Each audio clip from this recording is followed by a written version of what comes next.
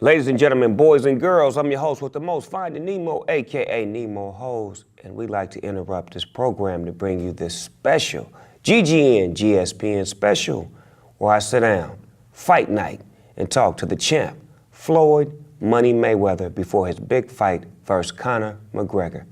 So stick around, and we're gonna have an interview for y'all to check out with Snoop Dogg and Floyd Money Mayweather.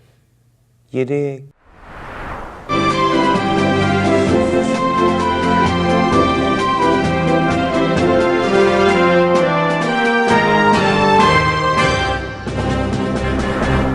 Ladies and gents, players and pimps, you inside the GGN News Special. I'm your host with the most, Finding Nemo, aka Nemo Hose, and this is the GSPN Fight Night edition. And I'm sitting here with the one and only, the champ, Floyd Money Mayweather. What's happening, champ? What up, D.O.G.? Man, I'm chilling with a feeling, man. Let me get right into it, man. So this fight right here, what was interesting about this fight that made you want to come out of retirement to take this fight? Something different. It's something different. I feel that in the fight game, they couldn't find no fighter that could beat me, standing up. So they had to go to a whole nother planet, had to go to a whole nother world to bring somebody into the world that I've been dominating for over 20 years to see if they got the May Vinci code, see if they can crack the May Vinci code. It's yet to happen, and we'll just see. My thing is this. You've been doing this for a long time. Yeah. And this is like your profession, especially the way you're so defensive inside of the ring. What obstacles do you see that he present to you as far as in the ring? I think he's, on paper, if you really look at this, he's a lot taller. He's not a lot taller, but he's taller, has a longer reach. Youth. Youth plays a major part. He's in his 20s, I'm in my 40s. Experience, I say it leans towards me, because I was world champion when he was a kid, when he was a young pup. I was world champion. He's tough, very, very tough competitor. A huge trash talker like myself, but there's a difference. Every time I went out there and said what I was going to do, I backed it up. He came up short a few times, but only on the ground. As far as, standing up, fighting in a combat zone, standing toe-to-toe, he went out there, he's undefeated like myself. So, very interesting matchup, something the world want to see. I thought that it could no longer get bigger than Mayweather Pacquiao, but as of right now, with the rate of this fight, the rate that it's going, is looking to surpass the Mayweather Pacquiao fight in the top 3 pay-per-view fights, the fight records, which I hold. I'm looking forward to doing. And doing it for the 4th time. Business. It reminds me of Ali and Frazier. Not the fight, but the build pregame. The build-up, yes. The pregame. And I'm watching you. I know you. You my friend. I'm watching you hold your composure. It's a few times you wanted to sock that motherfucker. And I know you. And I know you was being very professional and saying, I'm the boss. I must conduct myself in a boss manner in front of my employee. Because, nigga, you is my employee. Is that the attitude that you had?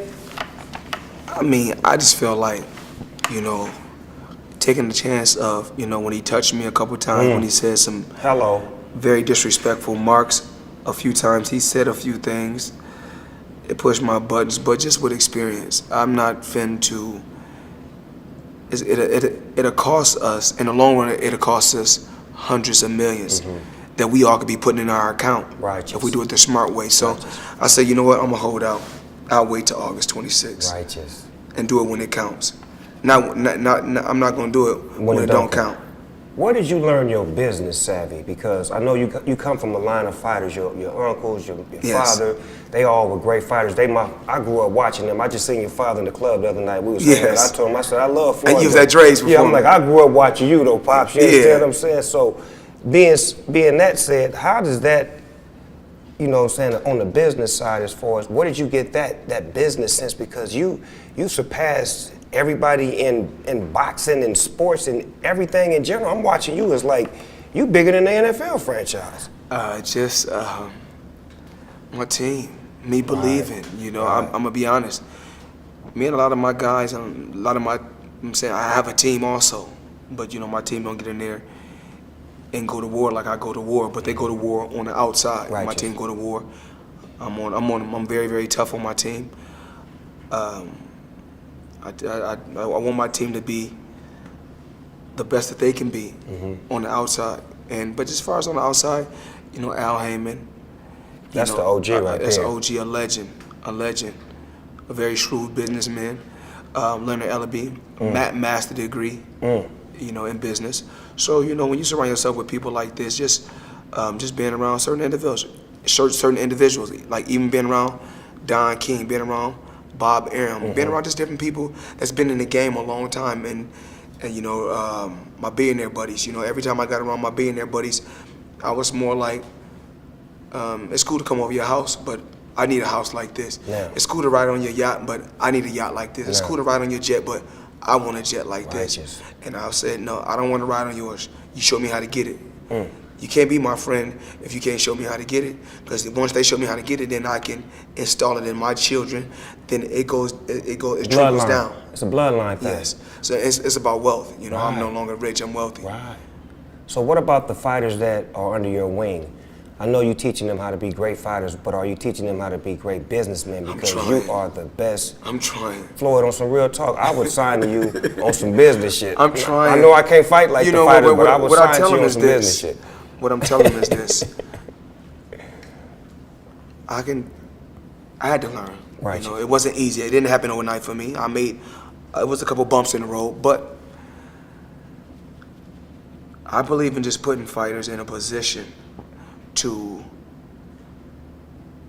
get a monthly check for the rest of their lives. Like, well, you have a young guy right now. I say, yeah. Would you take $200,000 a month, $200,000 a month for the rest of your life, or if I give you $100 million right now, would you take it? With the mind frame that I got now, I know what I can do with the $100 million. But still, if I was a young fighter, because if you have $100 million and you don't have a game plan, You really don't have 100. you really don't have $100 million. You still broke. Righteous. Actually. Righteous. You got money for a short period of time. Whereas, you know, the $200,000 won't come every month. And it's you there. You can fuck it off. Right. It's And it's still gonna be come. there. It's always gonna be there. Right. So what I did was this. You know, I fucked off millions, but I wasn't stupid. I always kept 9 figures. Wasn't crazy. And I got more 9 figures coming. Right. Then I'm gonna invest. And I take that money and I got my real estate portfolio is amazing. But of course I have a strip club. And the reason why, a lot of times everybody like, well, why did you get involved with a strip club? You know, even though I still got millions coming in, you know, from my real estate. But in the strip club, I looked at it like this. I said, a nightclub, okay, it's good alcohol, good, you know, good. You got alcohol, you got Good music, entertainment. but you got to keep switching the club around, spending money Right. to make it look different. Whereas, ass, titties, and pussy Hello. would never go out of style. Never. And when you mix that with music, And And your alcohol. style. And your style. I'm You pretty gotta sure party. when you invite me to the club, I'm gonna love it.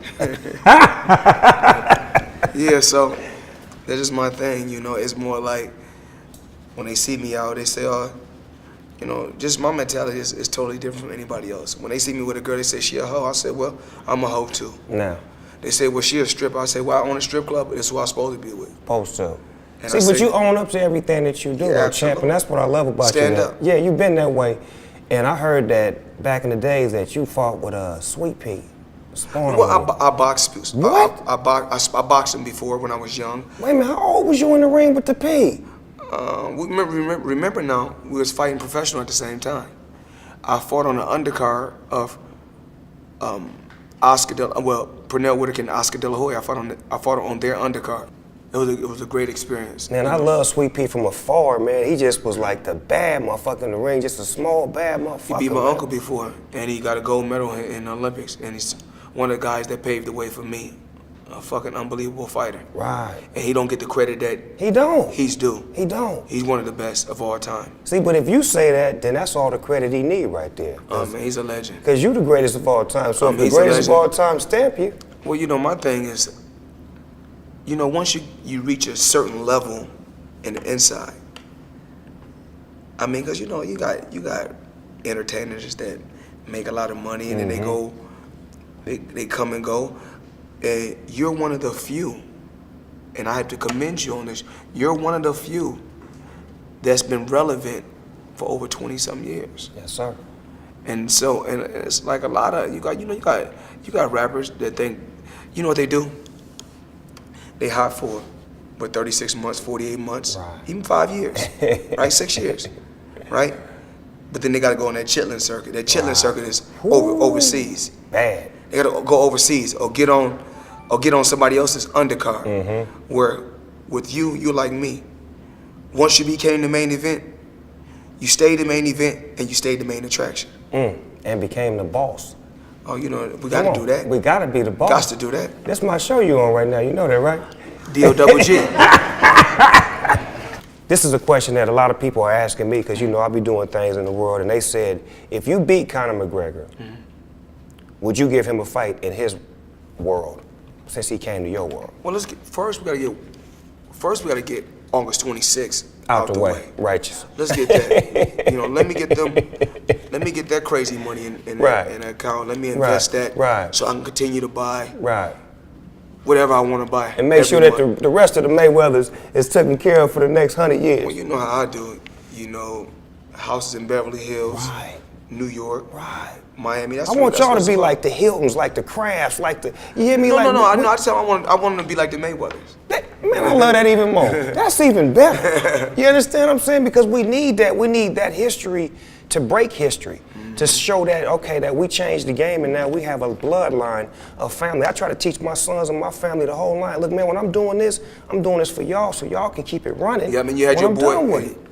and you was at Queensbridge, the high rise. Yes, sir. Had your son in school, but yes, sir. you know they live. But once they get to a certain age, they do what they want to do. Gotta go. We raise them as far as we can raise them.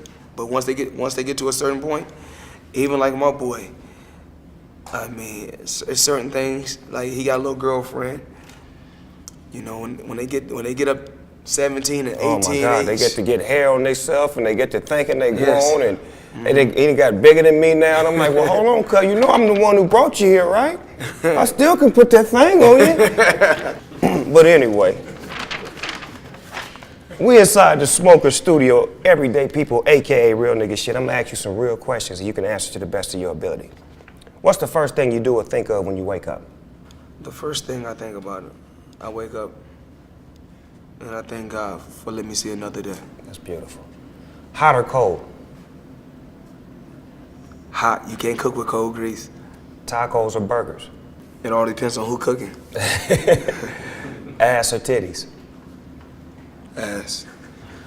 What's your favorite cartoon of all time? My worst cartoon is Roadrunner. You didn't like the Roadrunner? I'd be mad. I hate That it. motherfucker always, meet. He set the best trap, but he can't catch that motherfucker. So that's your favorite then? No. If that's your worst, that's your favorite. All right, we're gonna leave it at that. What's your favorite cereal of all time? Fruity Pebbles. The OG Fruity Pebbles with Bam Bam?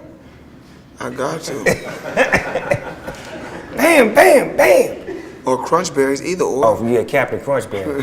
I fuck with those. But you know, we knew when it's Captain Crunch before they got the berries. Yeah, before he Yeah. stepped his game Before up. he added the berries to he it, got okay. game when he stepped the berry game up. I like when he added the berries. That was hard. What's your favorite pair of shoes of all time? Shit, man, I got so many damn shoes. Shit, I mean, your favorite of all time, not the ones that you were able to buy. I'm just saying, like when you was young, what was your favorite pair of shoes? I gotta say them boxing boots. Oh, there it is. That motherfucker made you a whole lot of money. It better be the favorite pair of shit. Let me saying get a them pair of them motherfuckers. See if I can get me 100 million out of these motherfuckers, man. I'm gonna say them boxing boots. Man, tied up to the Eos ankle on top. You know what I'm talking about? How many times a day do you think about sex? Man, everybody laughing. What's going on? They don't really get that much pussy. Let me see, Snoop. I think when I'm in training, they say your testosterone buildup is crazy. Immaculate. So the harder I train, the more I think about it. When I'm not in training, I really don't think about it. I put the bread before I put a bitch. I know that's right. I'm saying, I got to put the money first. Got to. But at the end of the day, we wouldn't be here if Hey. it wasn't for the women. Say that. But one thing I always say is this. They say, what's the most powerful thing on earth? I say, pussy. They say, not money? I said, no. Because you got to come out of pussy to make money. But, I think about it. Every time I get a fresh check, I think about some more pussy. What's the worst job you've ever had? I only had one job. For real? Shit. Your whole life just boxing? Yeah, my whole life. That's gangster. What's the best live show you ever seen? Shit, Snoop. D.O.Double-G. Say that then. If you could remake any movie and star in it, what would it be? Let's do it again. And who would you be? Because there was some bad motherfuckers in that movie. Geechee Dan. Yeah, I don't. 40th Street Black. I'd probably be Booty Farnsworth. I don't want to be. I probably would be Booty Farnsworth. Because Booty did win the fight, didn't he? But they hypnotized, man. They hypnotized him. Yeah, I want that. I gotta do it again. If you could have a superpower, what would it be? That's a tough one. to make this world a more positive place. That's gangster. We ain't never had that one, huh, Mosaic?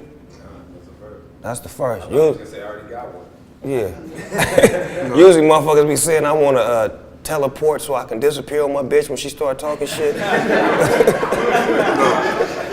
I want to be able to fly or some shit like that. That nigga said some cold shit. That was cold, champ. That was cold. So, champ. I ain't got to worry about flying. I got planes. Shit. You can do that. So, champ, when it comes to being the greatest of all time, how do you feel about your name in the conversation with Muhammad Ali? I think Ali is a legend. He's a true legend. Not just for fighters, but he stood for a cause in an era where it was hard to do. It was extremely rough for Black Americans. And you was a kid watching them fights, right? Yes, I watched Ali. I watched him more towards the end of his career when he wasn't, You seen him against Larry Holmes? I didn't like it. I like the way Mike Tyson Did Larry Holmes? fucked him up for him. Well, man, I liked it that part. Larry Holmes was one of the best heavyweights ever. He was 40-something. No, I like that part. But when he whooped the champ, that touched me in a different way. But that's his job. That's a part of the job. It is, but it was emotional for me because the champ was out on one leg. The champ needed the money, man. Yeah. He didn't have a nigga like you back then. It wasn't no Floyd Mayweather's that could have said, you know what, champ, don't even get in the ring. Take that, man. We love you too much. But I had to have people to teach me that also. Oh, somebody taught you that lesson? I'm saying it's not really just like, you have to, it's only 3 ways we can learn, like I always say, hearing, seeing, and doing. So you gotta watch, you gotta watch the way people move.